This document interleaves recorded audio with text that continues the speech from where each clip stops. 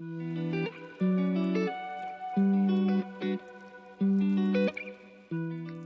and welcome to Yogahub podcast. My name is Brian, and on this podcast, I'm going to be chatting to some of the world's leading yoga teachers who are coming to visit our studios here at yogahub in Dublin. For this first episode of the podcast, I'm delighted to be chatting to the legendary Patrick Beach.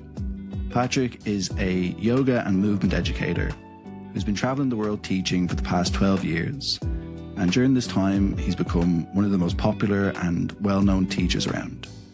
He helped create Awakening Yoga, which is an approach to yoga which manages to blend accessibility, creativity, and also physical challenge. Patrick has been a regular visitor to the Yoga Hub over the years, and we're delighted to be having him back for a series of workshops and trainings this February. A lot of these are already sold out, but there's still a few spaces left on his Awakening Yoga Intensive, which is a great opportunity to dive a little bit deeper into the Awakening Yoga approach. It's running from Thursday, the 1st of February to Sunday, the 4th of February.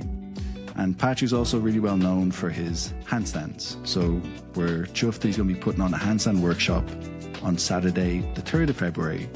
And you'll get a chance to learn a little bit more about the skills of hand balancing from one of the very best in the business. You can learn a little bit more about all of these at yogahub.ie/workshops. And thank you very much for taking the time to tune into this podcast. Here's my chat with Patrick. So, Patrick Beach, first of all, I just want to say that it's an honor to be chatting to you.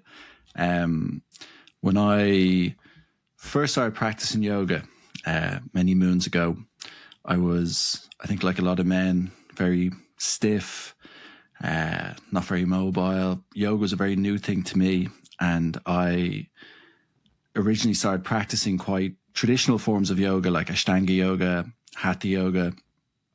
And although I found benefits from them for sure, always struggled. And then I think it was one of my first yoga teachers. I can't remember how it happened. He sent me a link to one of your videos. It was a little kind of demo on jump throughs or something like that. And from that little video, that kind of opened up the world of your online YouTube videos to me. And I hope you don't mind me saying this, but I kind of felt when I was doing your practices that you were maybe coming from a similar background to me. You weren't super bendy, getting the sense that maybe some of the flexibility stuff wasn't completely natural to you either. But still, through this practice, you developed a sort of a grace and a strength and a serenity as well, which I just found incredibly inspiring. And it really resonated with me when I was just at the beginning of my yoga practice. And I just went on a deep dive for a few months of just going through all of your YouTube videos, doing all the practices. And genuinely, I don't say this lightly. I'm not saying this just because we're having this conversation, but I think without those, I don't know if I would have gotten into yoga in the same way that I did, because it just made it so much more, both more accessible for me, but then also very inspiring for me to see where you'd obviously got to in your practice on a physical level, but also kind of like an energetic level as well. And it had a huge impact on me. And then obviously over the years, lucky enough to have gotten to know you a little bit, and we've become friends, and just knowing you're a very humble and down to earth person. So yeah, it's a real honor to get to have this conversation with you. And I guess first and foremost, maybe the most important question, how are you doing? Yeah, I'm doing good, man. I mean, always got a lot going on, not as much as you now with the second one in the mix. That's always a bit of madness. But yeah, I'm really good, just kind of getting ready to start traveling again and getting back into the swing of I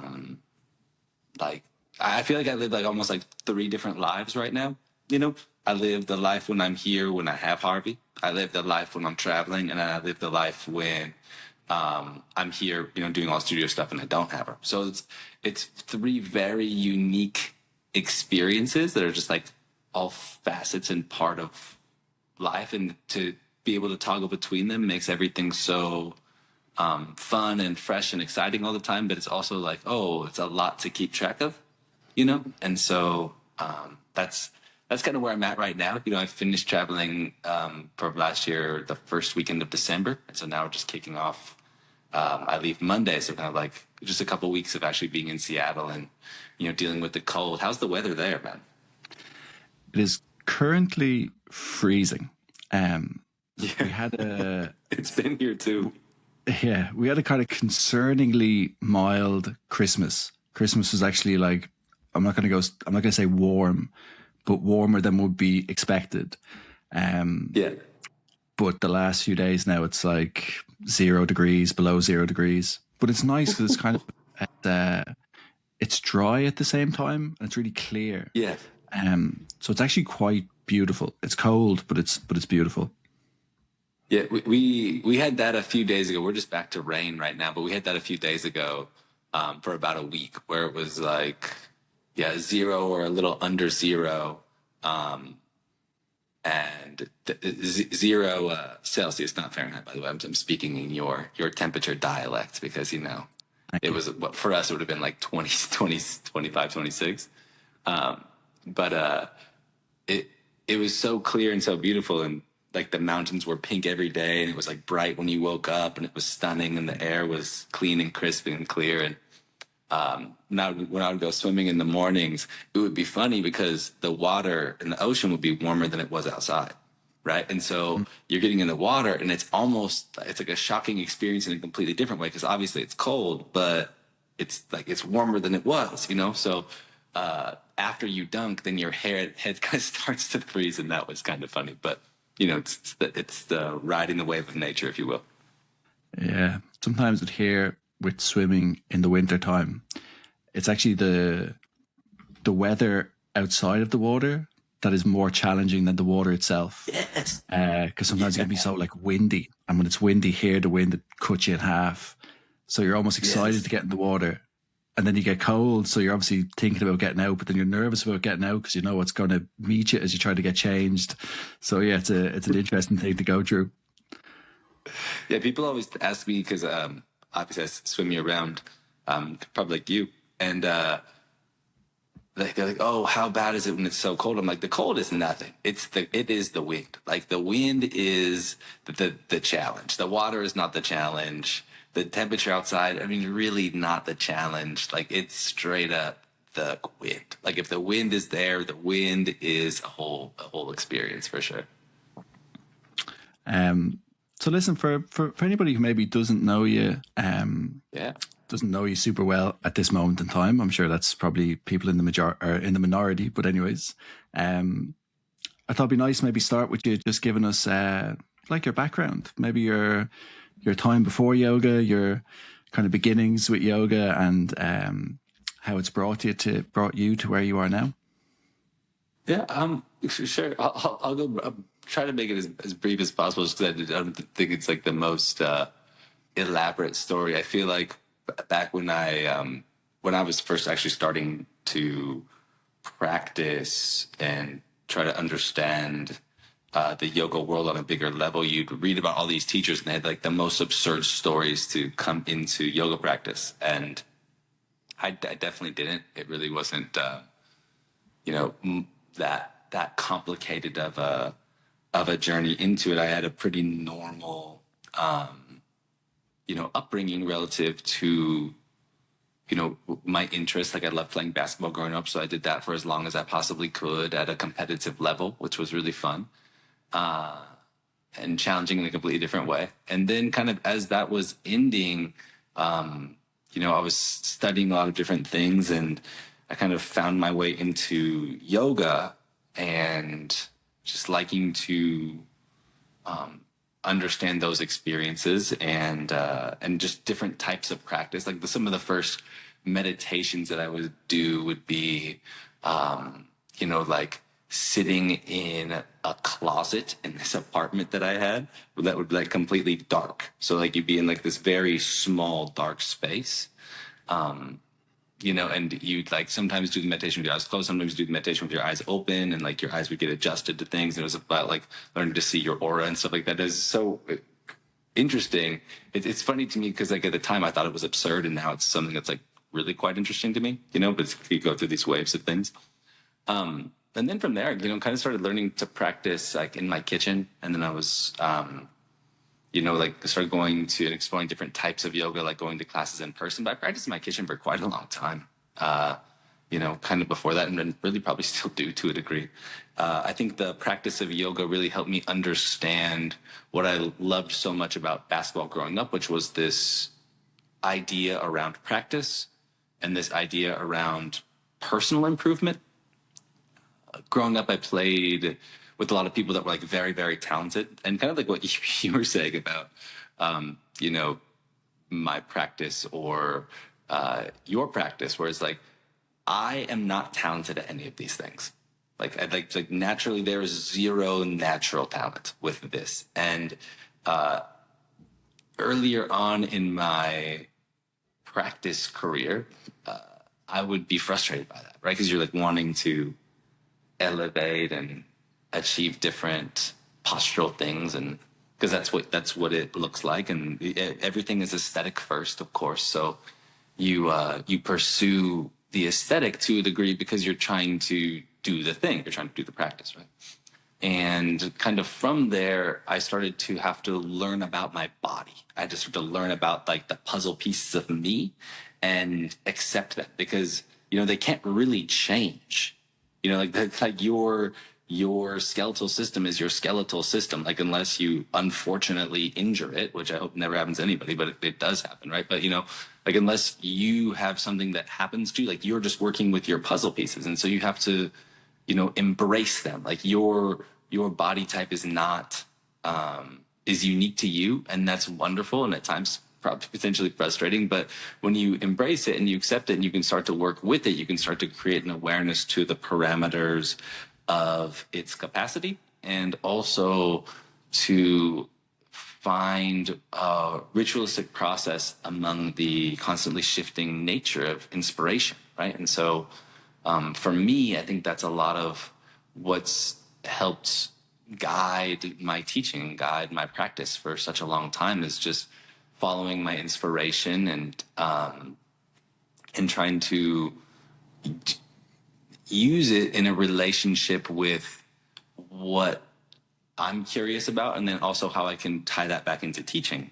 Because, I went from, teaching so many classes a week and traveling and teaching internationally. I've been doing that for 12 years now, which is really crazy to think about and say. I've been traveling for that long and teaching, and it's such a gift, obviously. And with that gift is, this rare, what's the way to say it? I've been able to see so many different body types and so many different people's practices, and tap into different communities and things that are shared there, and things that students resonate with, or body movement patterns that come from certain practice styles. And with that, it helped shape so much of what I teach and share, and really allowed me to open up to a different realm of what's possible. There's a few little things I want to ask you just related to what you said there. Yeah, of course. But I think sometimes, as you said, for a lot of us, we're sometimes drawn consciously or unconsciously towards the practice of yoga through visuals. We see people making a certain shape or doing a certain pose, and we sort of find like, oh, that looks interesting, or it looks nice, or it can be something that can draw people in a little bit.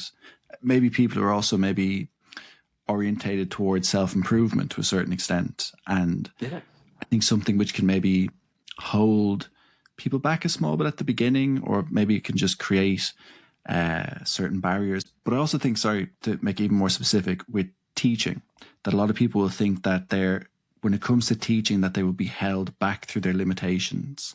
But I actually think for a lot of people, when you can lean into it and explore it and be curious about it, that it's sometimes your limitations that make you better at sharing certain things, because you kind of are forced to explore these things in a more intentional way than if, because you did gymnastics from the age of 3, you can just go into the splits. Yeah. Oh, completely. For one, I think it's always important to embrace that everything is aesthetic first. Like there's almost nothing in the world that's not aesthetic first. Like you see something, whatever that something is, there's an attraction to it, right? Like that's what draws any of us in. And being drawn into that, you know, like if no one ever heard of what yoga is before, and someone's like, hey, you should go do yoga, it's going to make you feel better in your body. Well, the first thing you're going to do is like, in this day and age, look it up, right? You're going to look it up and try to see like, what the heck is this even? And then you're going to decide if you're interested in that thing, in said activity, right? And again, that's so across the board because it's just natural. It's just human nature. And so to chase an aesthetic is, you know, our most straightforward. This is primal to a degree. And then with that, it's very funny because just building upon what you said, some people can just wake up and be flexible. Some people just wake up and jump high, like they were just born that way. You know, it's a joke I make all the time when working with new teachers in our teacher training programs. It's like LeBron James didn't need to wake up and learn how to dunk a basketball. Like it occurred. He showed up in life, and that showed up for him, right? And so if you have to learn something, you have to actually embrace what it takes to get there. You're not to say you're better, but you're very equipped to teach that experience because you had to understand the biomechanical, physical reality that it takes, you know, to move in that direction. And I think that is so interesting to me because really that's honestly my path with everything. Like nobody believes this when I say this, but like I didn't do any of this stuff until yoga, and I exploring yoga practice, and I wouldn't say I'm necessarily talented at anything naturally.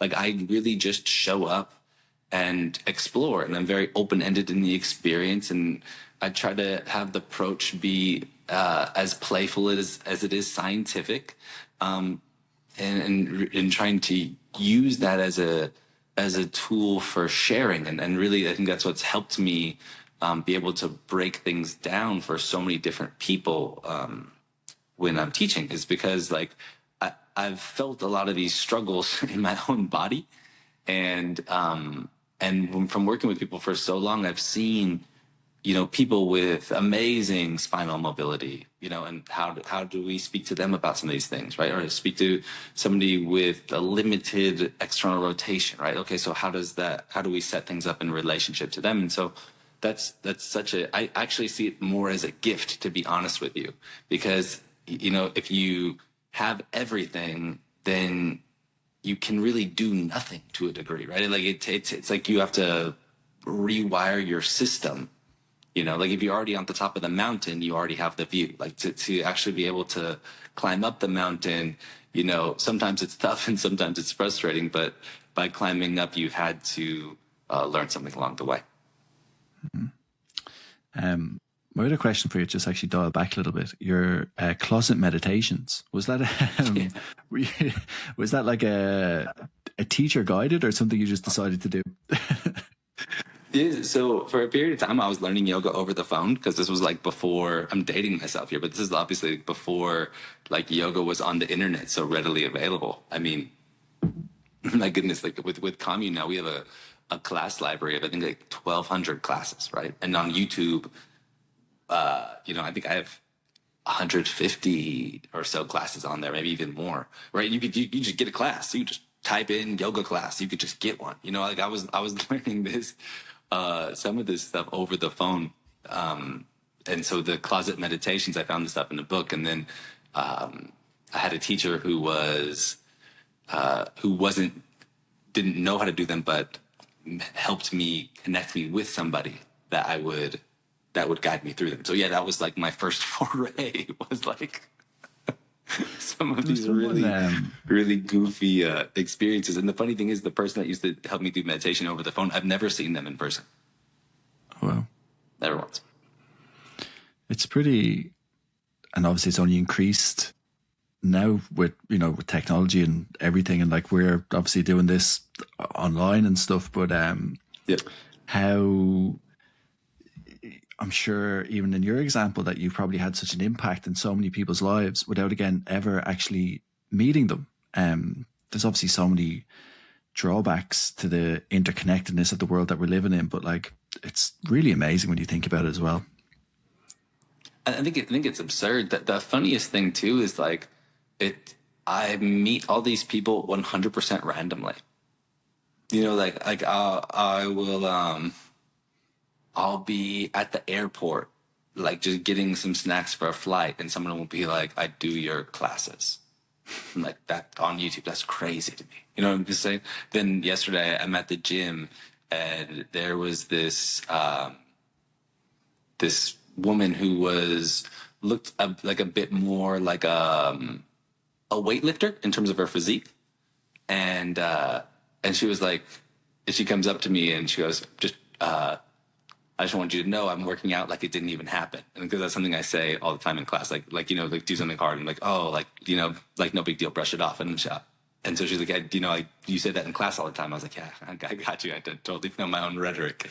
You know, that happens there, you know, it happens at the yoga studio, it happens at the grocery store. And it's never like an all the time thing. You know what I'm saying? It's so random and it's hilarious. And it's very amazing to me that it's never just the same in the same venues and the same experiences, right? It's just people from all different walks of life. And really that's what I aim to do when I create classes, when I create practices. It has nothing to do with, you know, doing fancy things. Like I'm interested in exploring high levels of movement skill in my personal practice just because it amuses me, right? Like I enjoy the level of focus it creates and the problem solving, sometimes long-term problem solving that becomes required. But in my teaching, a lot of the things that I always want to, you know, bring to the table is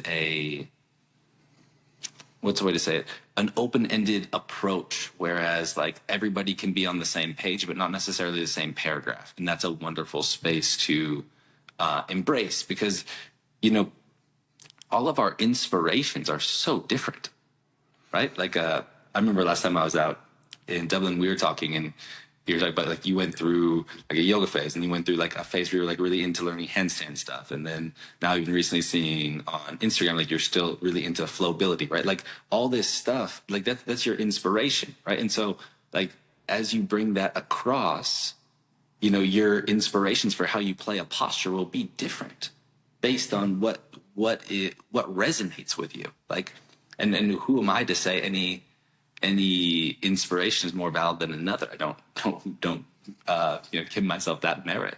So I would really want to give people the opportunity to take an experience and to apply themselves within it. Because once you can do that, then the practice is truly yours. I think that's such a beautiful thing. Mm-hmm. I think it's one of the big challenges, I think, of teaching yoga in the way that it's taught now. Obviously, some people have specific teachers and learn in a one-on-one setting, but a lot of the learning now, yoga is done in group settings and often like big groups. And then as a teacher, you know, you could have, even just for example, here I was in a class this evening at the studio and there was 25 people in the class. Yeah. That's 25 different weeks. That's 25 different years. That's 25 different, you know what I mean? And then to try and give everybody something roughly the same to do, you know, is that ever going to be the case? And then how, I like the way you described it there, everyone on the same page, but not in the same paragraph. If that's what you said. Yeah, no, it is for sure. It's a real challenge of teaching, but I find at least the teachers who rise to that challenge are often the ones that are the most impactful. Yeah, I think that's what makes the practice wonderful, though. Like not only the teachers that are able to do that, but students really diving into that environment, because when you're there, instead of being competitive with where somebody's at in their process versus you, or however that plays in your mind, there's a level of inspiration, acceptance that creates a perspective within the practice, right? So a perspective gives you merit as to really what matters to you within the journey. Like, you know, and as you begin to develop that more and more, you start to understand your why. And as you understand your why, then it's so easy to show up and practice, right? It doesn't become a chore or something that you're just doing for health and fitness or a fad, but it just simply becomes a way of life because you actually are embracing what you need. And I think that's so cool. And as you're saying, you're like an OG at this stage, man, like 12 years in the game, traveling around. Do you feel like over that time and through that process, has your why in terms of both practice and teaching changed much, or has it stayed, has the kind of I guess like the core of it stayed roughly the same, even as your approach might have developed? Yeah, it's a good question. I think it obviously always evolves more, so probably subconsciously to me. Certain things are obviously very conscious, very direct and specific. But I also think that as you get more and more into it, you start to really understand what's important to you to share, not just what people want to learn. If that's it's kind of a funny take or perspective, right? But like when I first started teaching, like teaching workshops and things like that, I was teaching so many concepts that people generally just want to learn about. Simple things: handstand, arm balance, back bend, core strength, hip opening, all that type of stuff. It's just general yoga information, like that's all wonderful stuff to learn, of course. But then over time, like it starts to come into a space of what really resonates with me, and what do I want to be sharing, and concepts, like ideas that I think need consideration. And that's obviously like where awakening yoga came from in many regards, right? Where it's like this movement method, this yoga asana system that's really designed to meet people where they are. And I created it over a long period of time, and for a long period of time I didn't even really want to title it, you know what I'm saying? I didn't want to, because I don't want people to be interested in what I'm doing because it's controversial. I want them to be interested in what I'm doing because it resonates.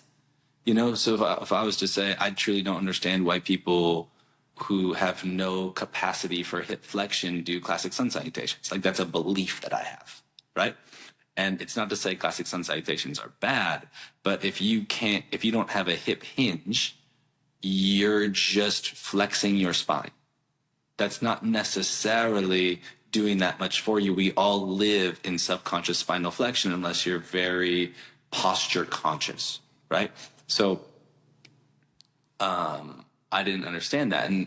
And so when I created the way we do awakening yoga sun salutation A, for example, taking feet to outside of hands, doing an active squat position instead of a folding shape. Even in the folding shape there, you're doing it with very bent legs that are wide so that your hands can easily plant on the mat to do vinyasa. Like, all of that stuff mechanically makes more sense to me. So it was created to make something, to embody the idea of what a sun salutation is, which is ritualistic mindful movement, but doing it in a way that allows somebody to actually move with purpose in their own body as they're going through it. I've heard you describe it that way before, of the meeting people where they're at. Yeah. Like, it makes so much sense, but for me at least, and again, as someone who came to these things with not great movement, just not really great at moving, basically, and then trying to fit myself into some traditional approaches to yoga, like, I think a lot of people, or at least for me, as I've learned more about these things, maybe don't appreciate how advanced a piece of movement a classical sun salutation is. Intensely. Like from That's standing what I'm position saying. going into like deep hip flexion is for a lot of us just not accessible. And a lot of us spend a lot of time trying to squeeze ourselves into those shapes without, Yes. really understanding what's required. Truly, and that's exactly what I'm saying. Like, I think classic sun salutation is a beautiful piece of movement, right? And I actually say it's in trainings all the time. I think it's wonderful, but like physically, it's one of the most demanding pieces of movement if you really want to do it properly.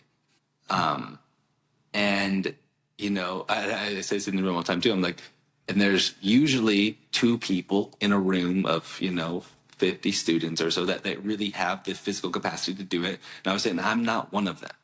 Like I'm not one. I'm not one of them that is one of these people that can truly do this with physical integrity. Like I can do it because I've done it enough, and the illusion of floating brings so much control to the movement pattern visually. But if we're talking about like where my hips are in space and all these different things, like I can look at my own movement and be like, oh, it should be more like this. You know what I'm saying? For it to work for my body. And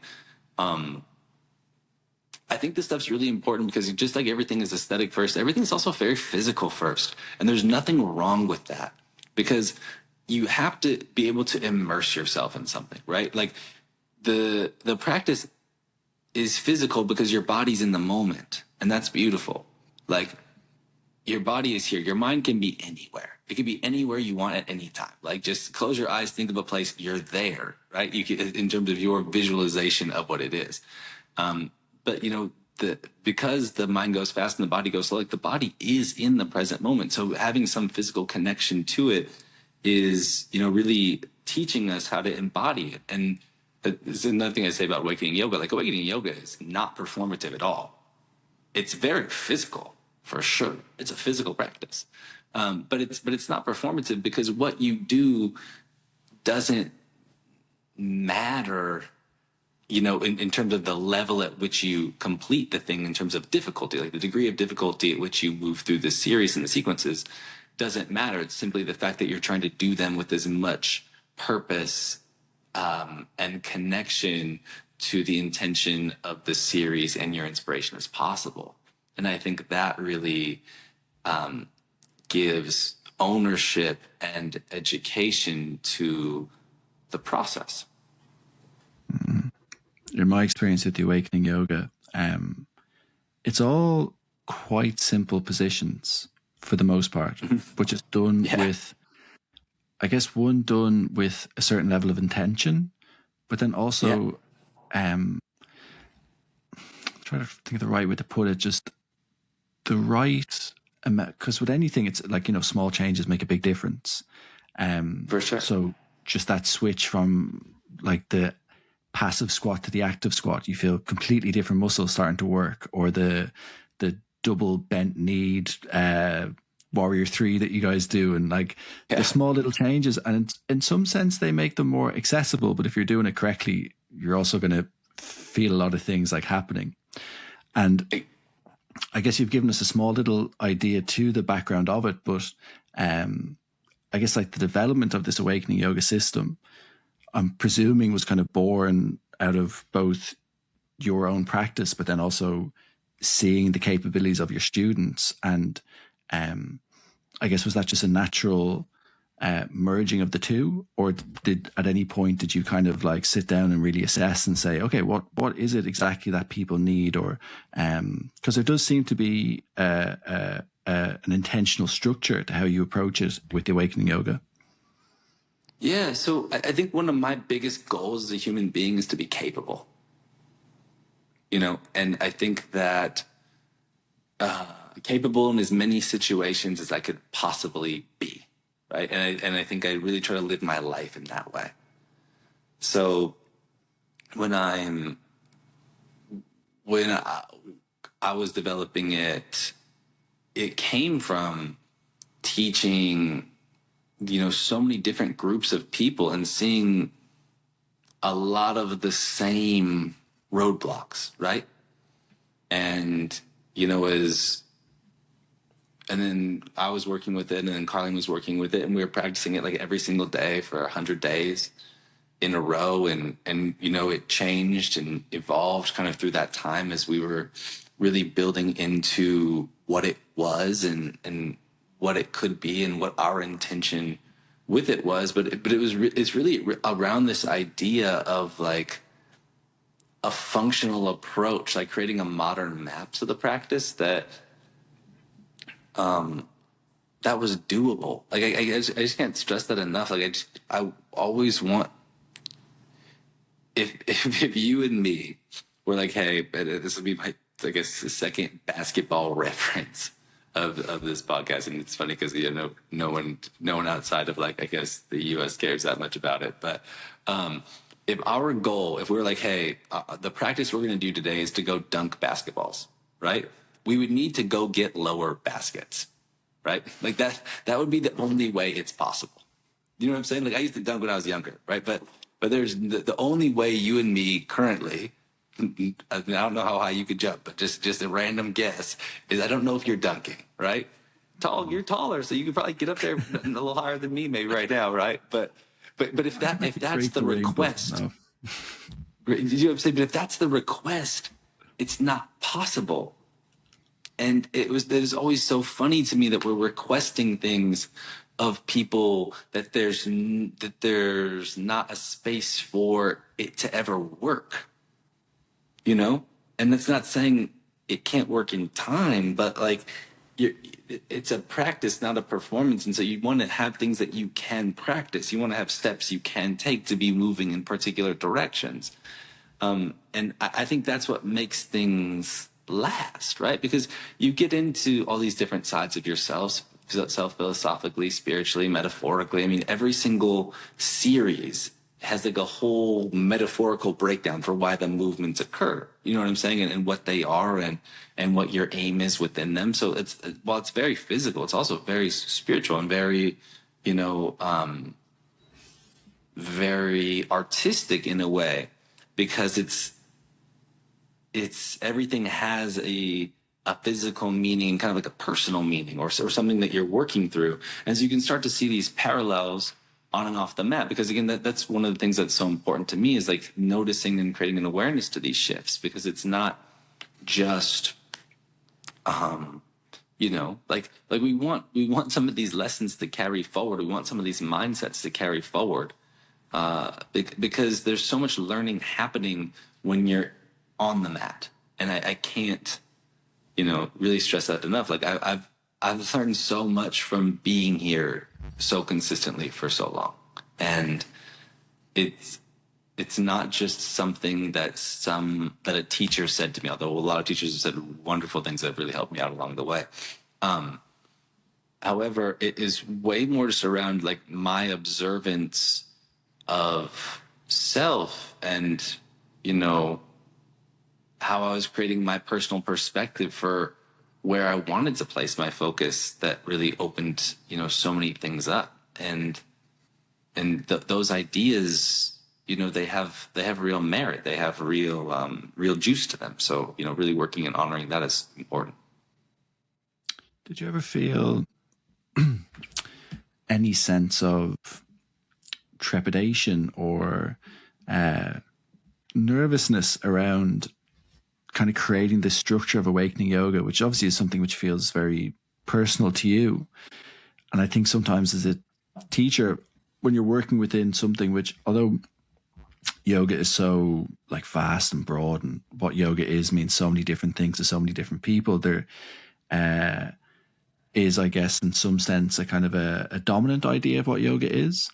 And I think sometimes as someone who is sharing these practices, it's almost like easier just to go down the path well traveled of teaching I guess, more established form of yoga. So coming with kind of creating this idea of your own style of practice, your own kind of approach, and again, something which feels to me like very personal to you. Was there ever any like nerves or kind of like, oh, maybe I'll just keep this to myself? Or I don't. There's definitely nerves for sure. I don't know. I've always felt like it would, like I have purpose within sharing it. So as to how it's received, especially in the beginning, of course, it's very nerve-wracking to a degree. Also because I said this earlier, but like I didn't do any of this to be controversial. I didn't make up Awakening Yoga to be different. I didn't make it up as a brand experience. Do you know what I mean? Like I didn't make it up as like for like in the creation of it is very organic. It's very authentic, and so you know when we're working and when we're creating it, like Carling and myself, we're very detail oriented thinkers, right? And so in the origins of the practice, we had like a 4-pillar system, and it's this, and it's lunar practice, and it's restorative practice and strength practice, and like all these different pillars, right? And then like over time, we've streamlined so much of it to help it make more sense to other people to share it and to teach it and to comprehend the concepts, right? But like, Carly and myself, it's like, lots of, I guess, notes and alliterations of things and getting into the detail of the why. And then so, obviously I think that, there was such a complexity to much of it in the beginning. And then over time, you start to understand, like from teaching something for so long, how to teach it, because I'm just working with the material. Like I had to teach it because it's what I believed in, like I couldn't just keep doing something because it had been done. And there's always the common consciousness, and there'll always be great teachers for the common consciousness, for the middle path, for the path that's been traveled so many times, right? But as a human being, I'm just not necessarily that way, and so I don't much mind the road I'm willing to travel. Like I'm willing to put myself out there to that degree because I don't really know any other way to be, if that makes sense. Like, and so even if I'm nervous, even if I'm coming from a good place, trying to find ways for it to relate, for it to land, for it to be an option for people. Because what I truly believe with yoga is when you find the practice that suits you, it's going to change your life. But you have to find the practice that suits you, right? So like I've done a lot of different practices, and like some made my body hurt so bad I could barely walk when I was not doing them, right? And some I found were a bit flat, and some I found truly enlightening. And then some I found too calm, and some I found too hot. You know what I'm saying? Like I've been in a lot of different yoga rooms. This is such a gift of being able to travel and teach so much, but being able to travel and practice as well, and being able to be around amazing teachers for such a long time. But that awareness, like when someone finds the path that works for them, all of a sudden it just kind of infiltrates your life. I think Richard Friedman has this quote. It's like, yoga ruins your life because now you become conscious of your body and you're in an airplane seat. It's like, it's horrible. You know what I'm saying? Like all those different things. And I agree with that to a degree, right? Because now all of a sudden you're more tapped in, you're more plugged into the experiences. But yeah, I think that's the kind of my long-winded form of it. I always want there to be an awareness that like what's a way to say it? Like it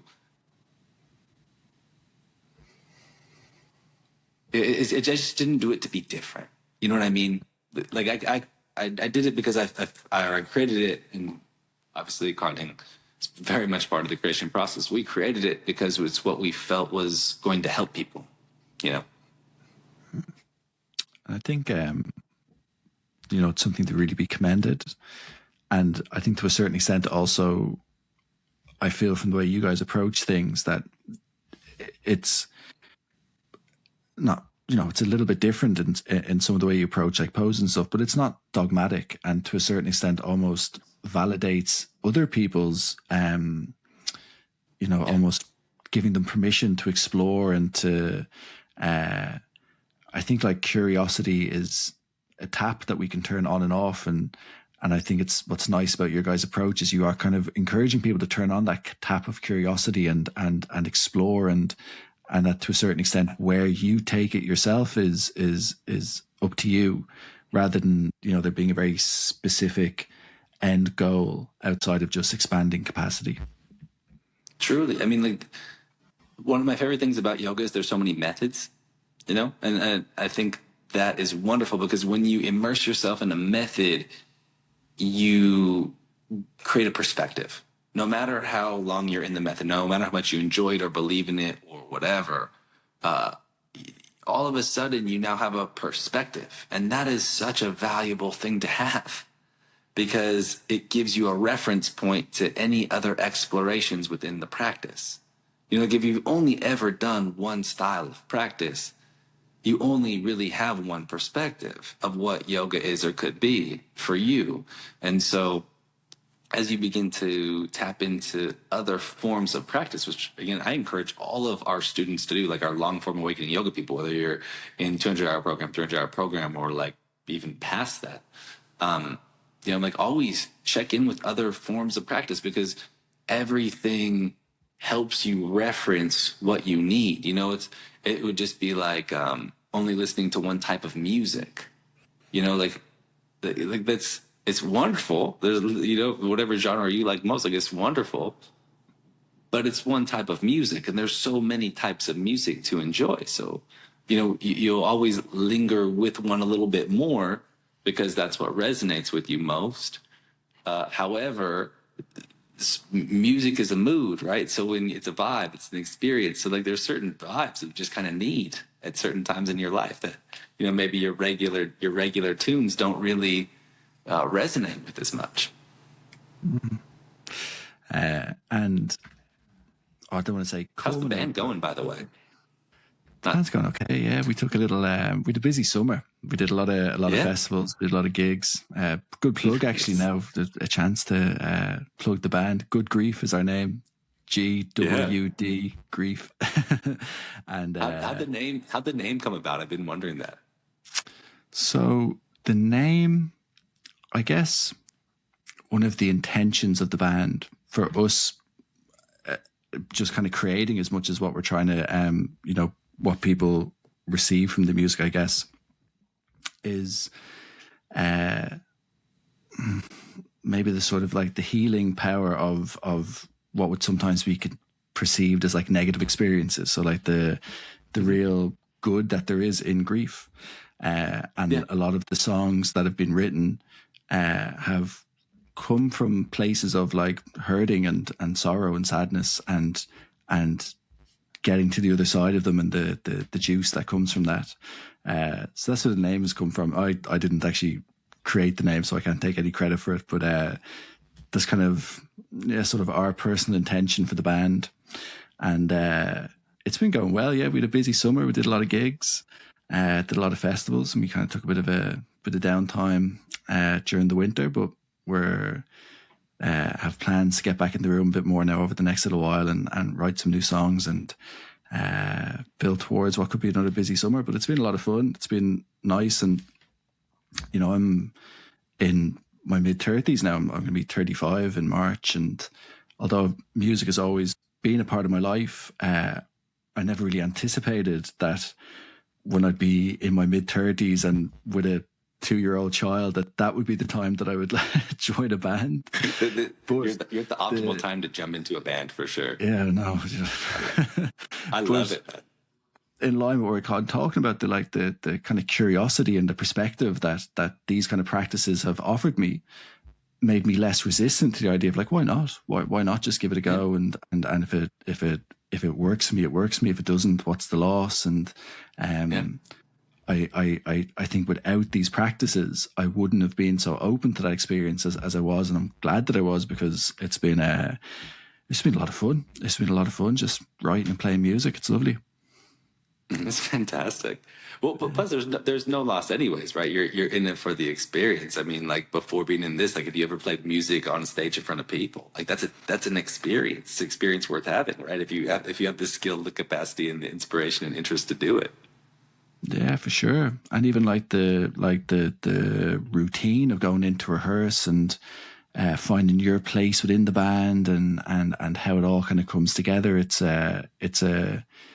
I think when you, I don't think you have to have practiced yoga to get this, but I think definitely yoga is something which orientates you towards how everything is a practice, or everything Yeah. can be approached as a practice, and every day is a school day, and if you're open to it, there's so much to be learned from every experience. So yeah, it's been cool, and yeah, I don't know without yoga and stuff if I've been working in a bank. Well, it's not to say if you're working in a bank, you can't join a band in your mid-30s. But me personally, I think if I hadn't almost been encouraged to become more curious through the practice of yoga, I would have been much more resistant to the idea of joining a band at this stage of my life. Nice. That's amazing. Yeah. It's super cool. And how is everything going with the physical studio in Seattle? So obviously you've been traveling the world for a while, and obviously still doing it, but you also now have like a bricks and mortar like business in Seattle. And I think we're obviously, COVID is kind of in the rear view mirror for a lot of businesses now. Not that the effects of it still aren't lingering, but how was it being a business owner during that time? And again, to tie it back to the practice, did you feel like the practice kind of assisted, or was it just stressful regardless? I think the hardest thing about the COVID wasn't business. It was just so we've been running a space since 2017, maybe the LA space opened. 2017, 2018, the LA space opened, right around there. And then when we moved up to Seattle, we closed the LA space, opened the Seattle space. Seattle space was open for like 9 months before COVID happened, and it was jamming, right? It was an amazing time, really good energy at the studio, good vibes, all that. But all of our people that were like, the main people that were teaching for us, they were people we brought in from other areas, right? And so they weren't necessarily local to Seattle, right? So if, for example, they came out to be part of the studio, and so that's just a different mindset, because now you're kind of like just existing with these 5-6 people. You know what I'm saying? Like, because we switched immediately to doing online filming, which was, a good decision, and it worked out really well, or it's working out still to this day, obviously. But just this simple request on a personal level from everybody, I think, is such a challenge, right? Because, you don't know these people in just one way. And then all of a sudden you're kind of in this space where like bubbles were really important. And Seattle, I don't know what Dublin was like, but like Seattle was really strict with the rules and everything. And so like for such a long time, we really didn't see that many other human beings, say for, these 5 or 6 people. I think that's, such a hard space to put people in. So I think that was the hardest part, and just like missing teaching people in person. Like I think that's another thing that, because I do it so much now, is easy to forget. But like I'm very used to going in front of rooms of people to teach yoga on a very regular basis, And so we went from that to just talking to a camera, right? Because we didn't do the Zoom thing. So I think that's one of the things that's, you're like, whoa, like I really miss that, or I really need that, or my mind and body are very conditioned, my spirit very conditioned to going out in front of a room of people and teaching a class. And not only just the social validation of that, but the communal aspect of that, right? Like the seeing people, having a random one-off chat with the students from the studio, like all that stuff matters, and it matters more than you think. Because there's a joy in even the simplest human connection. Like you can have a real simple, like there's so many students at the studio, right? Even to stay now, like we've been open now again for, I guess, almost 2 years. But even now, like there's such a little joy in these tiny connections with people. And it doesn't have to be like the most involved relationship. Like, we all have people that we're very close with, but just like sharing a smile, sharing a laugh about something silly, or, a one-off chat. And I think that goes such a long way. So that's kind of what it was like to a degree. It's like, oh wow, like those things that like I am just so used to experiencing are now gone for this period of time. And yeah, and just trying to work within that space. I during COVID, actually during lockdown, because Dublin, we went through spells, but definitely when there was spells where things were quite strict and restricted. And during this time, I did a course with an online course with I'm going to say her name is Laurie Sanchez. I could be getting that wrong, but I'm pretty sure that was the name. And it was the science of happiness. So yeah, what are like scientifically proven things to increase your happiness?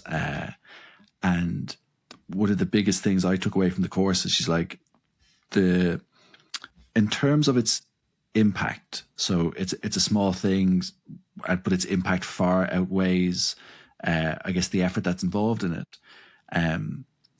So one of the smallest things that has the biggest impact on your happiness is small, pleasant encounters with people. Mm-hmm. So exactly, a nice conversation at the place where you get your coffee, a nice thank you to the bus driver or whatever it might be, and a yoga studio is just such a perfect opportunity for these nice encounters to happen, because hopefully we're all going in there practicing and feeling a little bit better. And I always find such an interesting thing for such an introspective practice.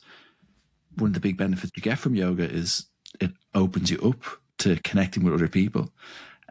So you get all these little moments again, whether it's like just a little joke or a smile or whatever it might be. And that can have as big of an impact on you as how well you did your back bends that day or whatever it might be. That's exactly what I'm saying, man. Like you just don't. I didn't even realize how important those little things were, because again, they were always occurring, and then all of a sudden they're not occurring, and it's a wild shift, right? And do you find that you appreciate them more? I couldn't agree with that more. Yeah, and do you find that you appreciate those moments more now? Oh, tremendously. And it's really nice to have like people you see regularly that aren't these massive characters in your life, but they're part of your life. And if you know what that means, because like at this age, I feel like I have like a few very close people to me, and all those relationships are deep, and that's beautiful.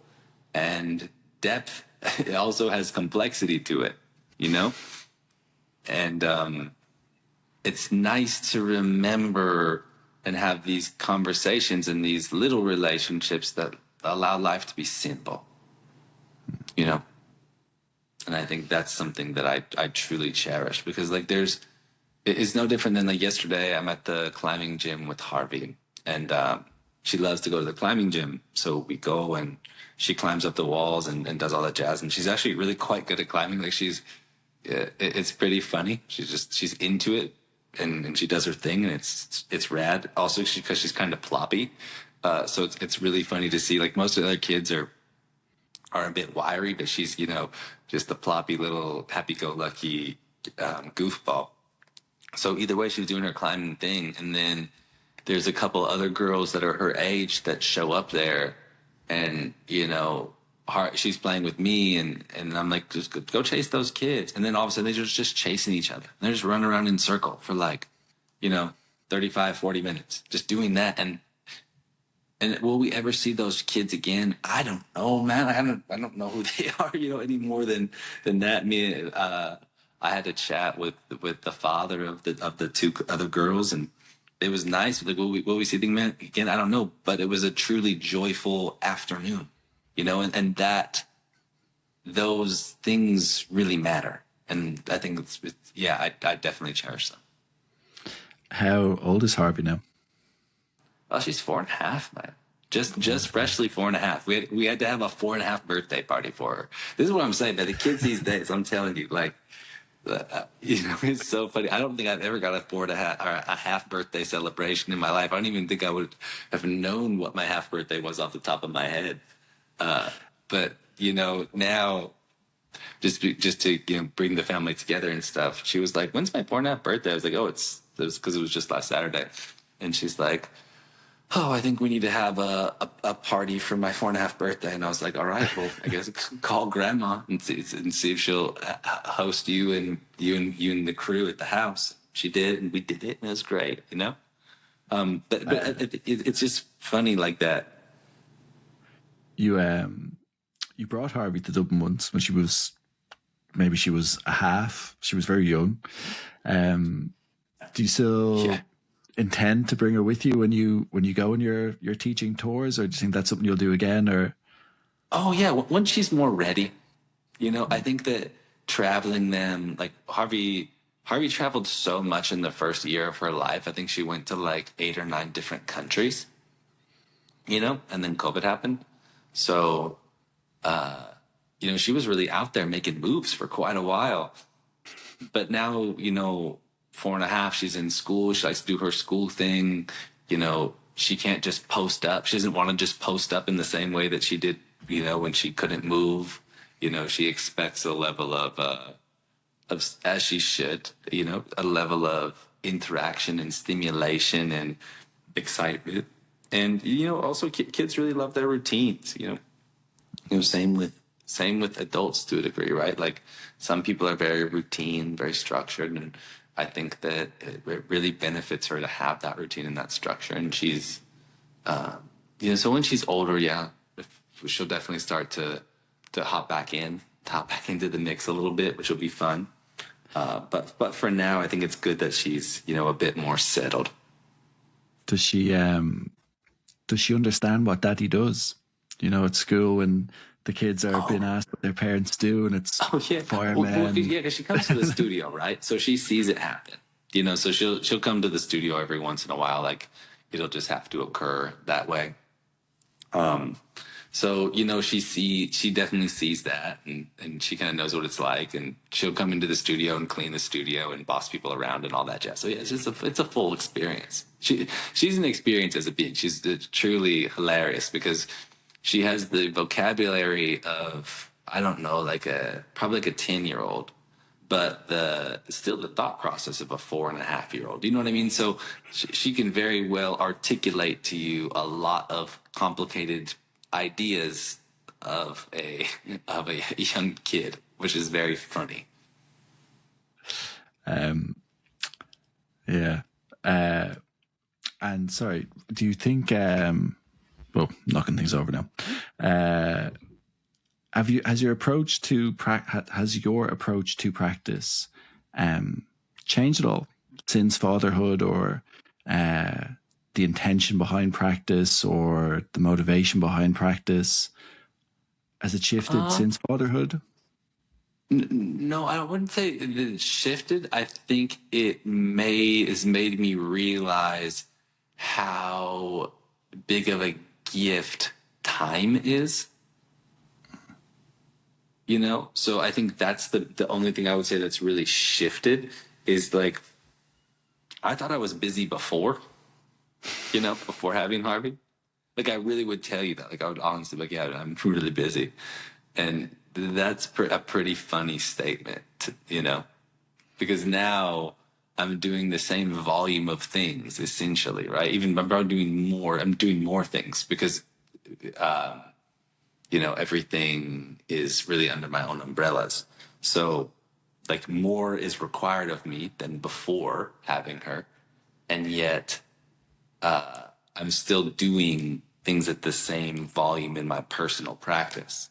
So it's just about like finding space to fit things in and time and like appreciating time and laughing at my awareness to it and just trying to embrace it as much as possible. Just trying to use and cherish time, if that makes sense. That would probably be my biggest like shift.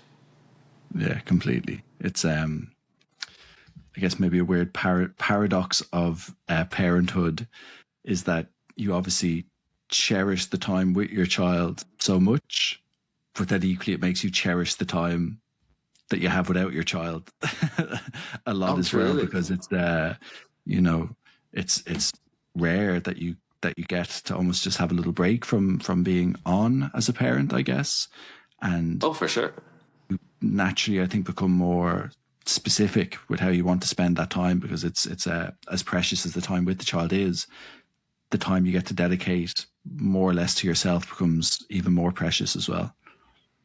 No, completely. I mean, even comparing our situation, right? Like I'm a full-time, part-time parent, like I have her half the time. And when I have her full on, right? Like it's just me and her, like we're playing one-on-one. So like, when she goes through all of the different moods and phases of the age and element of life that she's in, because I only have her half the time, I almost enjoy the madness and the sadness and the laughter and the love, because it's not weighing on me always. You know what I mean? Like if you're in a relationship situation or more of a, guess I don't really know what is or isn't traditional anymore. If you're still with your partner or whatever, and you are always with the kid, like that would weighs on you just in a completely different way, because you no matter how many kids you have, like you're playing 1-on-2 or 2-on-2 or 2-on-3 or 4, like whatever it may be, like there's a different dynamic. But like our dynamic is such a funny one because it's so interconnected. Like she knows all the things that I do today. I don't know all the things that she does in a day. Like that's kind of like part of it. And then she has this completely separate life that I know nothing about when she's with Carly, right? And we obviously share videos and things like that about funny things that Harvey does, but I don't really know what their dynamic is like, because it's completely developed since we separated. And so that in a completely new way as Harvey evolves, so is obviously their relationship. And so it's very interesting to like have this, very personal, everything with parenting is always personal. So not, I'm only speaking on my experience, not stating anything to anybody else's, but it's like, whatever, she's so particular with the things that we do together, if that makes sense. And it's cool. It's totally about. It's a really interesting perspective. Thank you very much for sharing that. And the full-time, part-time parenting, that sounds like something to juggle, all right. It's funny because again, right, like you have 2 now, right? Yeah. Yeah. How's the new one? She's great. She's easy baby for the most part. And with Lily, my eldest, I've said that a few times now the last like week or so, my eldest, it still sounds like so weird. But our first, at the beginning with Lily, it was difficult with like feeding, sleep, just obviously your first time around. So Marley's been like a walk in the park. She's feeding well, she's sleeping relatively well most of the time. It's definitely a bit easier the second time around. You kind of For me, I guess you're more aware of the impermanence of it. I think sometimes with like the first kid, they're really upset. You kind of think like, oh man, they're gonna be upset forever. And, with the second one, because you've been around the block, you kind of know, like, okay, she will calm down eventually. You know what I mean? Just see it through. But it's gone really, really well. Yeah, thanks for asking. That's awesome. Yeah, but so Charlotte said you had that you had that perspective the whole time, though. She said you were tapped in. You were like really, you're like, oh, this is impermanent. Even with Lily, she said you had that. You were good with that. So that's solid. Yeah, I had my moments. You know what I mean? There was definitely times that I was like, all have the moments. You know what I'm saying? Shit, you know what I mean? But for y'all for parenting, right? Like you kind of always have them. So it's just a little bit different. It's very like they're there every day you go back, right? Like it's just a different experience. Yeah. Listen, I'd love to.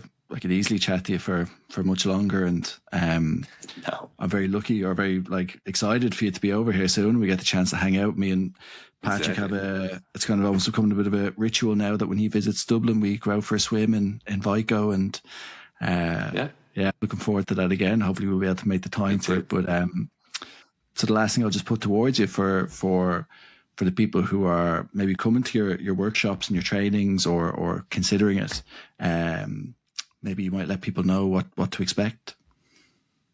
Yeah. I think the environment's always fun and exploratory, right? So I think that it's easy to see maybe things from the internet and think that everything is complicated or challenging or not possible for you. But I can promise everything is very much an open-ended experience. And,